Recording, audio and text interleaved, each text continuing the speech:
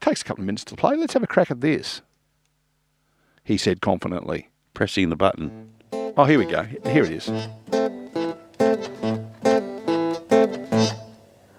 You better watch out, you better not cry, you better not pout, I'm telling you why. Santa Claus is coming to town. So somebody else. He's making a list, he's checking it twice. He's going to find out who's naughty and nice. Santa Claus is coming to town. He sees you when you're sleeping. He knows when you're awake. He knows if you've been bad or good. So be good for goodness sake.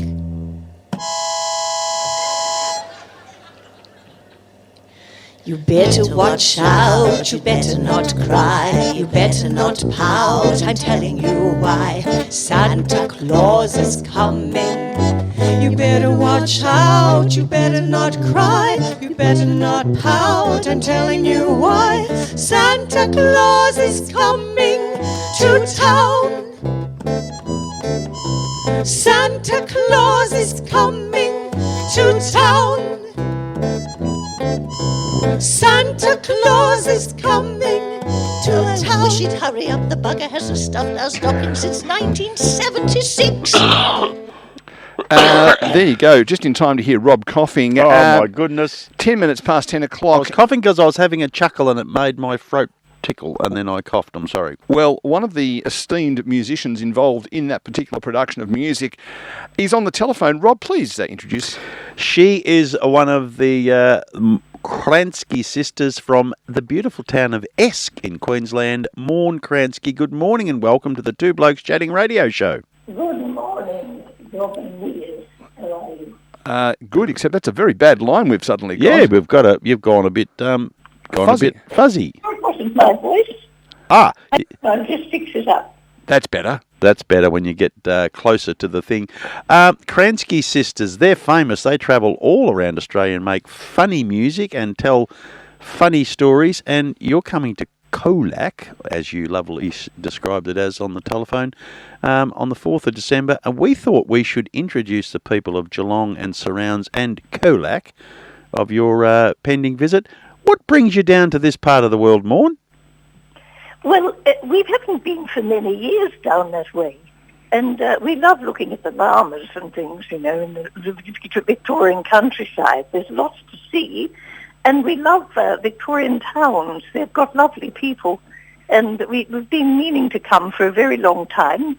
And, of course, you know, the whole COVID time stopped for a couple of years, everything happening. And we were up north, you know, tending the garden and feeding the ferrets.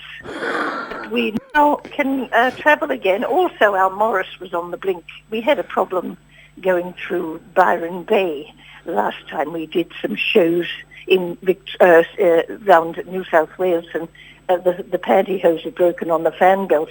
It took a while to fix. How do the Kransky sisters be received in Byron Bay? You'd be a bit of a challenge for the locals there, wouldn't you? Oh, it's not too bad, you know. No, they're nice people, you know. Some of them have roped hair, which is quite odd. Some of them got very big houses too, I understand. Yes. They live in tents too.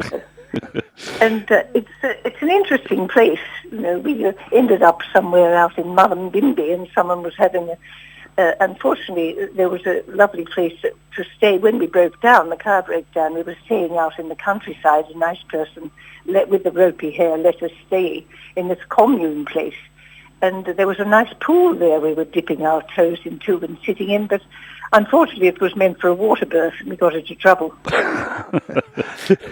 Now, if you were to come down very, very soon, the weather we've got on hand this week is very similar to yours. Mid-30s, lots of rain, then gets cool, and then back to mid-30s and lots more rain. It's very, very tropical down in Victoria. You'd probably feel very comfortable.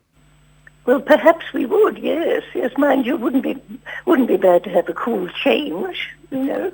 Oh, we'll stick around for half an hour. Generally, it's not one far behind. Yeah, we have lots of different weather down here. Now, Mourne, you've been in the world of travel and entertainment for a long, long time. How long have you and your sisters been thrilling Australian audiences? We've gone on the road now for 24 years. Can you believe it? I hope you get home at some stage. Yes, ever since Neil, we were discovered by Noel Manison. He ran the RSL club in Esk and was walking past, and his dog defecated on our front lawn, and we were upset, walked out and looked at it and pondered it for a while. And he had heard us also practicing the week before and asked us would we play at the local RSL, and that was history from there. 24 years later, we're still travelling around. And still enjoying. Although I must admit, sometimes I wonder whether you do actually enjoy each other's company, because there seems to be some tension amongst you girls. Well, our sister Dawn is not of the same father as Eve and I. You have mentioned that, and is that part of the problem that creates the tension? Well, you see, when her father came, our father left. The two brothers never spoke again, and it's not nice, you know. We haven't seen our father since that. Oh, no, that would create some tension. Well, she lives over in Mrs. Evermore's house now, in the laundry there. She used to live in the room under our house, but the meat safe leaks through the kitchen floorboards for some time. Where she practices her tuba? Yes, onto her bed. I've seen a person play a tuba. It must be a very high bed. Yes, she likes the laundry anyway. She doesn't have to go far to do a load. We interview a lot of people from regional Australia. In fact, we have a segment called Regional Roundup, and we haven't been to Esk. But if we were to come to Esk, what is the part of the town do you think we'd remember the most? Well, there's an island there in the middle of the street. An island? Yes. It's in the middle of the street, the main street. And there's a lot of plovers sometimes that nest there. That's always nice to see. I'm not a big fan of plovers. I find them to be quite an aggressive bird. They're a bit strange at times, aren't they? They're very territorial, you know. Got to be careful walking past, they'll nip your ankles. Oh, very savage creatures, yes. And absolutely no link whatsoever to savage creatures, I might add very quickly. You've got a rather large reservoir up that way named after a former Queensland politician, haven't you? The dam. Yes. Isn't it called the Russell Hinds Dam? Yes, that's right. As distinct from... he named it after himself, no doubt? Yeah. Yes, that's for sure. Mainly because it was very large. I think that's very large. the primary reason. Yeah. So I would have thought the water in Esk would be something to talk about. Yes, well, there is some water in the taps. Yeah, and it would be very nice water, I would have thought. Well, there's a lot of water, yes. You can certainly put your boat on the dam, you know, yeah. A little ride around and catch a fish, you know, just be careful of the gropers. Yes, indeed. Rob, always good practice when Rob's around, I tell you. Yeah, well, that's... He enjoys that sort of fish. Rumours are about. Now, Mourne, the little act that you have with your sisters that you travel around the countryside with, it seems to constantly have additions to it. You do some wonderful little writing of tunes, but also the musical instruments that are not normal, apart from the tuba. There's a lot of other things that you create. Is something that you do constantly in the group? Have a little chat about what other thing can we make music out of? Yes, well, often, but we are stuck to the ones we've used now for quite some years. You know, I think there's only a certain amount of space you can put on top of the Morris when we're travelling. And we've got an old 60s Reed keyboard that we've had for years, of course.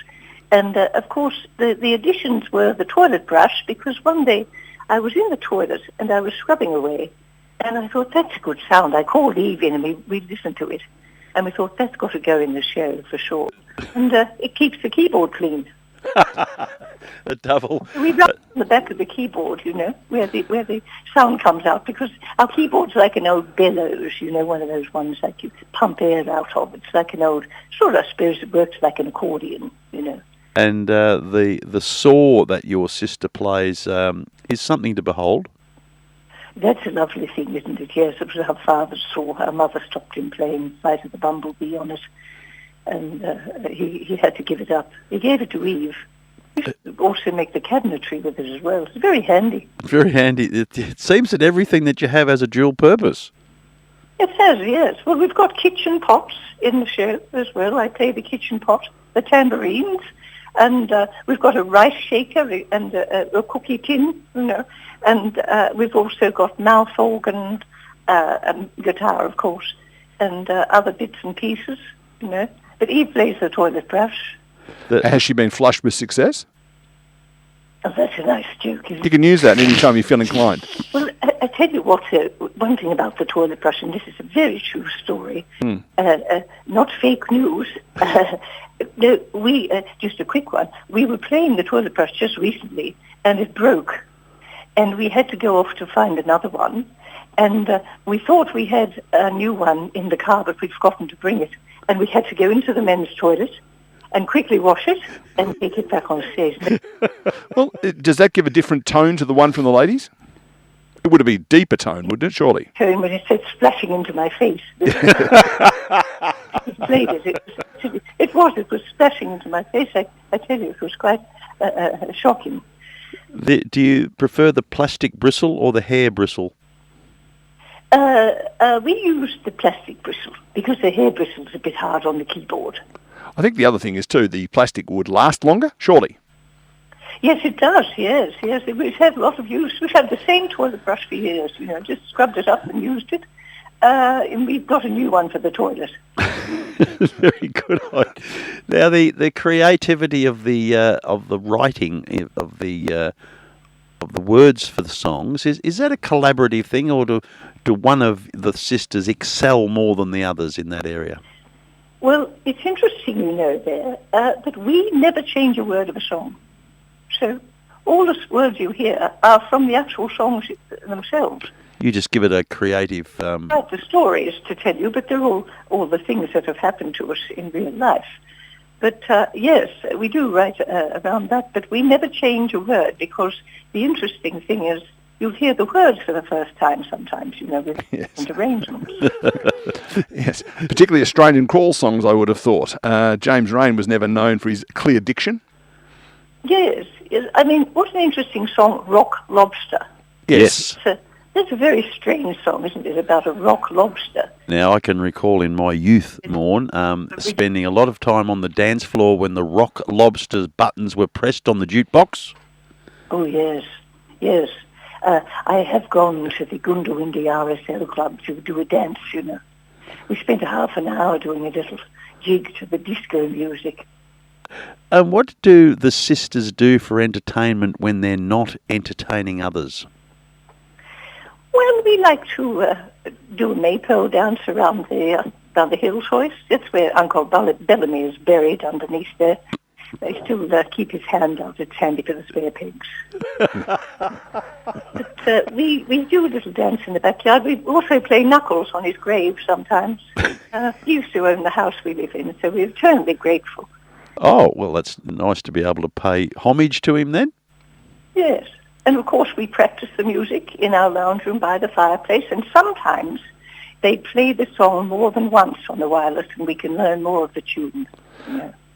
So you're able to use your tape recorder do you have to wait till the song you like comes onto the radio and then quickly press the record button, or have you been able to get hold of the actual track themselves? No, we don't have a recorder, but we just quickly get the instruments out and we remember what happens. And then that's why our arrangements are a little different at times, because we have to wait for the song to play again. And perhaps sometimes we're up all night. The good thing about regional radio is you often get the same songs on high rotation, though. You would hear some of those songs coming around quite frequently. Oh, yes, that's right, you see. So that's how it happens. And, yes, we've picked up quite a lot of songs. We've got songs in our new, the show we're bringing, with the Kransky Christmas. We've got songs by Britney Spears. You know, that's the lady that walks up poles. Oh, yes, yes. And she'd be top of the charts now on 4WB, wouldn't she? Up there in West Brisbane? Probably, yes, I'd say so. Because she's one of the new artists, isn't she, in that part of the world? Yes, yes. And we've got songs by Delight and Spice Girls. Oh, so you're well and truly up with the times then?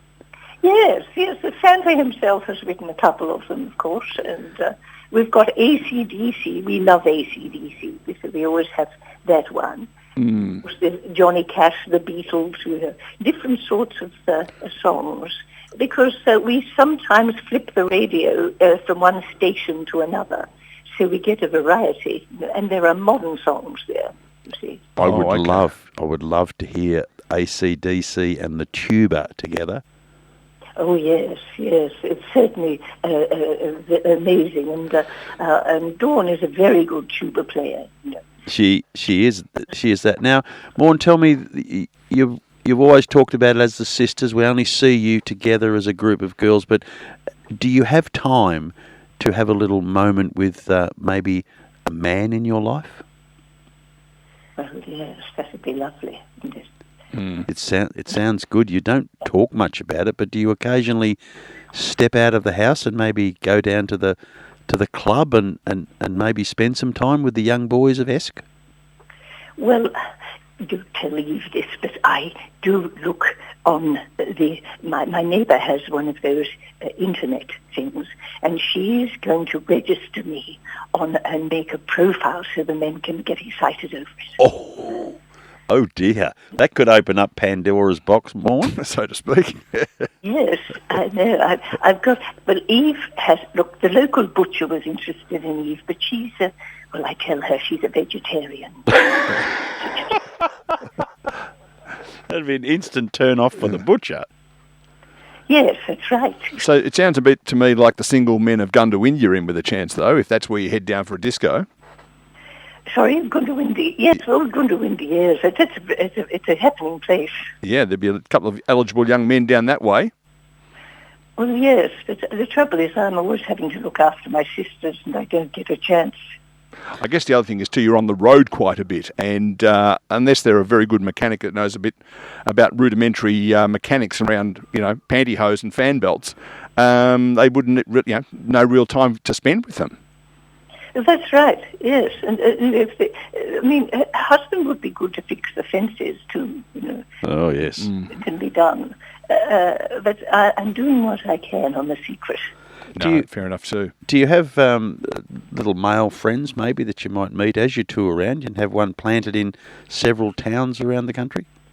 Well, look, I'd love to say so, Neil. I'd love to say so, but unfortunately it doesn't happen. We've never been out with anybody. Oh dear, it would be something that I'm sure you'd enjoy if you just had the time and maybe the will, Mourne, to allow yourself to branch out a little. Yes, that's right. Look, I've got an idea that I'm going to invite my neighbour over the road for a bush turkey Christmas dinner, and I'm hoping that he'll come. Excellent. Well, Rob mentioned earlier on a previous... He does the show before this as well, you understand, and he was mentioning he's going to a birthday party for 60-year-old triplets. Now, there might be the go. Are they all single? 60-year-old triplets? One is, yes. Yeah. One is, yes. Well, there you go. Because, ideally, if the Kransky sisters could, find themselves married off to the sausage triplets, for example, you could have Kransky sausages as your surname. Not a bad idea, is it? I'm going to look into that. Yeah, if you would. Well, look, we should tell people where they can find you, not for that reason, you understand, but from more of a entertainment, well, not that sort of entertainment perspective. You're going to Adelaide on the 30th of November, which is next Saturday night. You'll like Adelaide if you've not been there before. It's approximately the same size and time zone as Esk.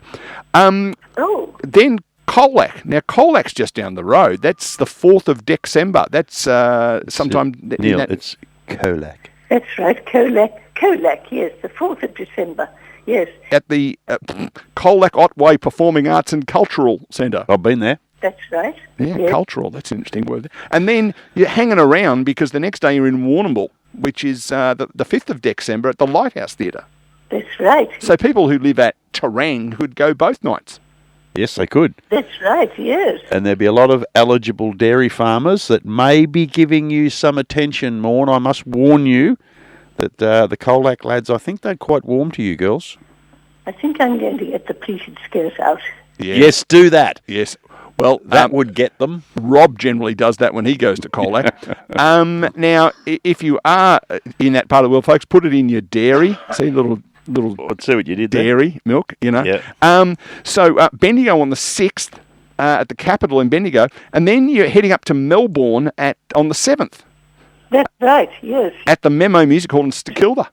A big dose of Victoria, Mourne. I'd be stunned if you did not have some male admirers by the end of that trip. Certainly in St Kilda. And there's 2 shows in St Kilda on the same day. They'll roll it out twice. That's right, yes. A matinee. Well, that might give us more of a chance, you see, because it And- would be nice, wouldn't it? And then the Would be 14th nice. of December up in Bundaberg.